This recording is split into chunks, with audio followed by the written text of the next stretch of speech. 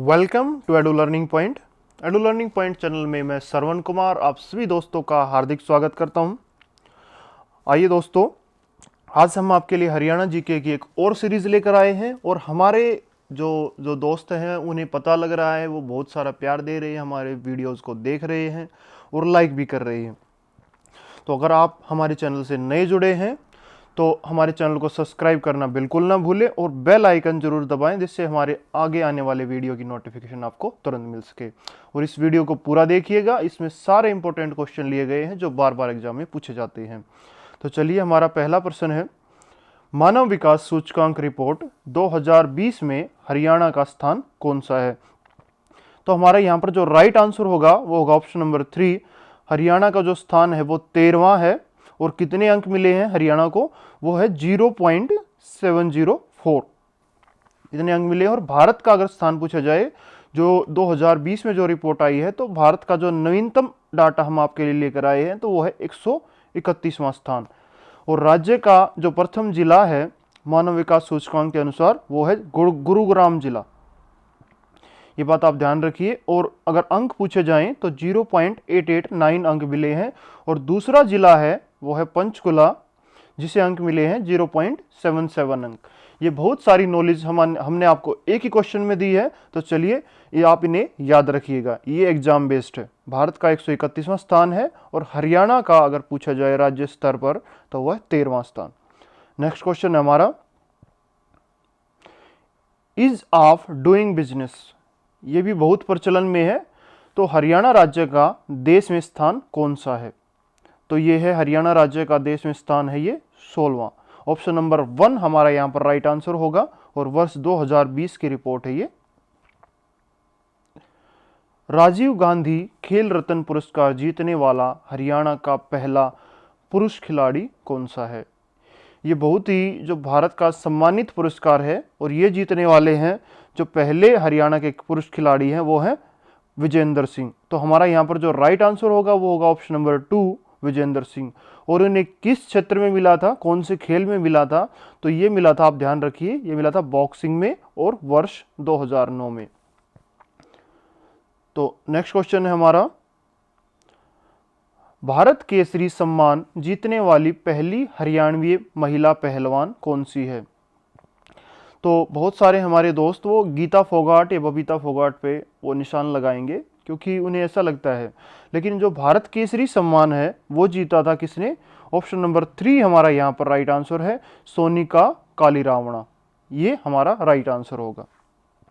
ये लेडी थी जिन्होंने पहला भारत केसरी सम्मान जीता था, हरियाणवी पहलवान।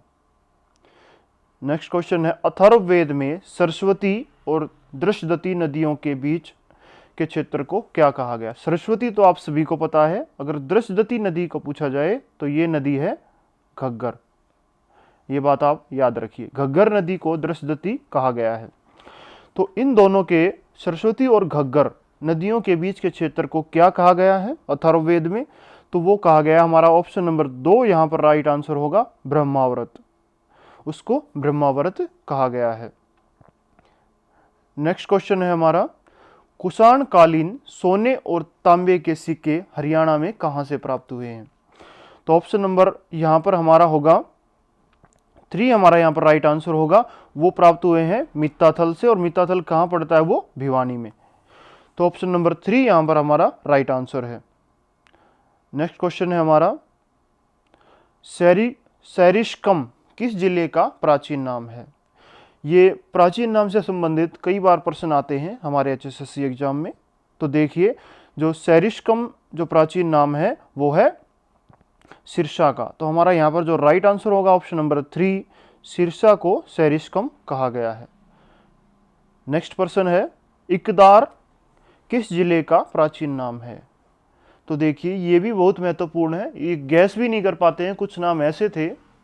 तो वही जो नाम है हम आपके लिए यहाँ पर लेकर आए हैं। तो इकदार किस जिले का प्राचीन नाम है? तो यहाँ पर हमारा ऑप्शन नंबर 2 यहाँ पर हमारा राइट आंसर होगा, फतेहाबाद जिले को इकदार का नाम दिया गया है। चलिए, ज्यामितीय आकार के अलंकृत मृदभांड हरियाणा में कहां से प्राप्त हुए हैं? तो हमारा यहाँ पर जो राइट आंसर होगा वो होगा ऑप्शन नंबर 3, फरमाना। फरमाना से हमें ज्यामितीय आकार के अलंकृत मृद भांड प्राप्त हुए हैं। ये बहुत ही महत्वपूर्ण प्रश्न है। और फरमाना कहाँ है? ये महम से 13 किलोमीटर ये दूर है। और इस अलंकृत मृद भांड के अलावा यहाँ पर कुछ और चीज़ें भी प्राप्त हुई हैं, वो है जो, चूल्हा और तंदूर। ये तीनों चीज़ें भी आप याद रखिएगा। चलिए नेक्स्ट प्रश्न है, जमीन के नीचे बना अनाज का गोदाम हरियाणा में हमें कहाँ से प्राप्त हुआ है? तो हमारा यहाँ पर ऑप्शन नंबर 2 यहाँ पर हमारा राइट आंसर होगा। जो जमीन के नीचे बना अनाज का गोदाम हमें प्राप्त हुआ है वो है बनवाली से, और बनवाली कहाँ पर है? वो फतेहाबाद में। ये बात आप याद रखिएगा। चलिए नेक्स्ट प्रश्न है, प्रमुख हड़प्पाई नगर बनवाली में उत्खनन कार्य कब शुरू हुआ? जो बनवाली में हमें जो अलंकृत मृद भांड और जो तंदूर हमें प्राप्त हुए हैं, तो उसमें उत्खनन जो कार्य है वो कब शुरू किया गया था? तो ये भी बहुत ही महत्वपूर्ण प्रश्न है। तो हमारा यहाँ पर ऑप्शन नंबर 3 यहाँ पर हमारा राइट आंसर होगा 1974।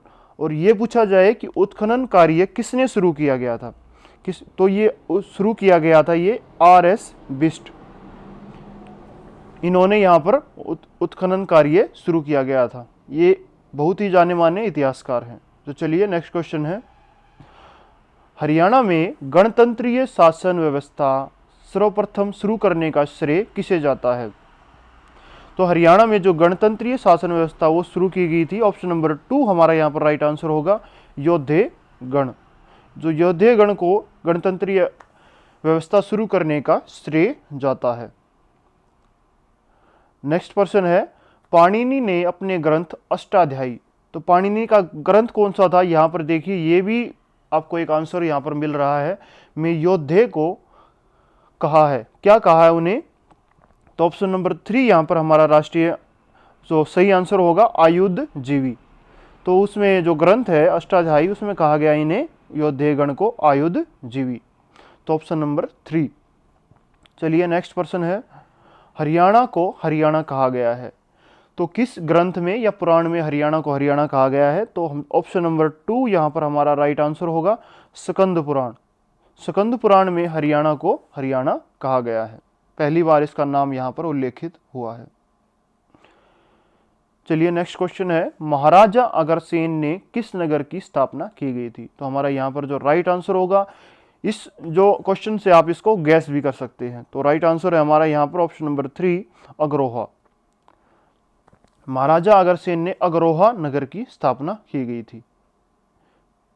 नेक्स्ट प्रश्न है हमारा, हरियाणा में रामायण श्लोकांकित अवशेष कहाँ से प्राप्त हुए हैं? तो ये प्राप्त हुए हैं ऑप्शन नंबर 1 हमारा जो राइट आंसर होगा नचार खेड़ा, और नचार खेड़ा कहाँ पर है? ये भिवानी में। तो एक ऑप्शन नंबर 1 हमारा यहाँ पर सही आंसर है।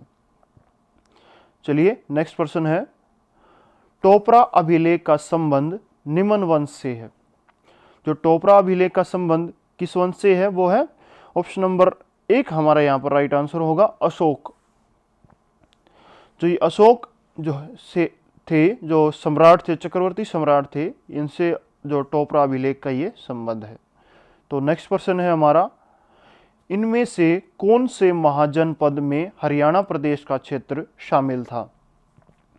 तो हरियाणा प्रदेश का जो क्षेत्र शामिल था, तो ऑप्शन नंबर यहाँ पर 3 हमारा यहाँ पर राइट आंसर होगा जो कुरु और पंचाल, इन दोनों में जो हरियाणा महाजनपद थे, इनमें हरियाणा प्रदेश इनमें शामिल था, कुरु में भी और पांचाल में भी। तो हमारा ऑप्शन नंबर 3 यहाँ पर राइट आंसर है, 1 और 2 दोनों। चलिए नेक्स्ट क्वेश्चन है, हरियाणा के प्रसिद्ध राजा हर्षवर्धन की राजधानी कौन सी थी? तो हमारा यहाँ पर जो सही आंसर होगा वो होगा ऑप्शन नंबर 3। जो हर्षवर्धन, जो हर्ष थे, वो कौन से वंश से संबंधित थे? वो वर्धन वंश से संबंधित थे। और जो इनकी पहली राजधानी थी वो थानेसर थी, ऑप्शन नंबर 2 हमारा यहाँ पर राइट आंसर है। और जो दूसरी राजधानी इन्होंने बनाया था वो किसको बनाया था? वो कन्नौज को बनाया था। ये बात भी आप ध्यान रखिए।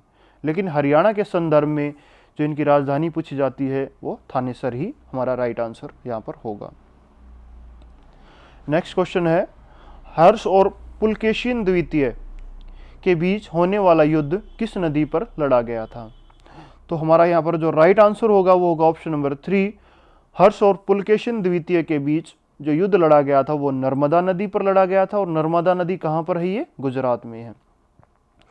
तो और ये बात भी आप ध्यान रखिए, जब ये युद्ध हुआ था इन दोनों के बीच में, तो इसमें युद्ध में हर्ष की हार हो गई थी और उसे अपना साम्राज्य खोना पड़ा था।